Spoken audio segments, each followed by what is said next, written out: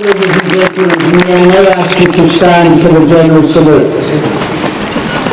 Please welcome our chief guest, Major General Bob Bruce, CBE DSO, Governor of the Edinburgh Castle.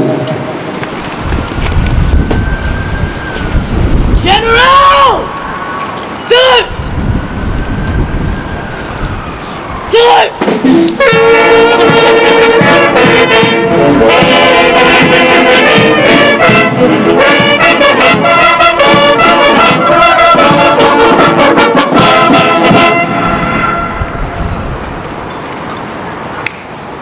Thank you.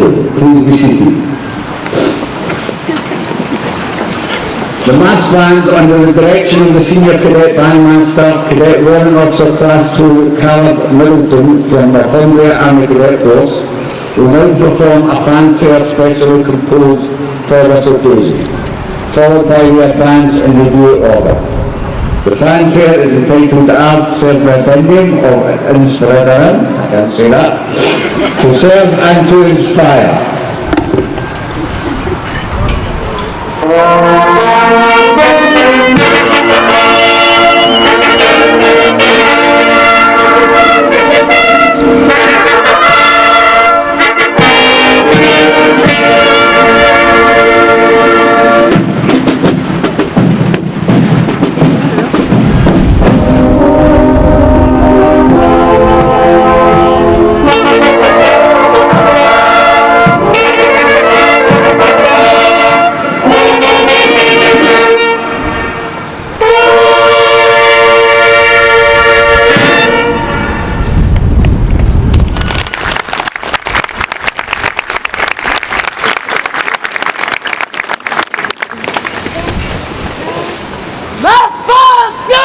Pipes and drums will advance and review order by the center.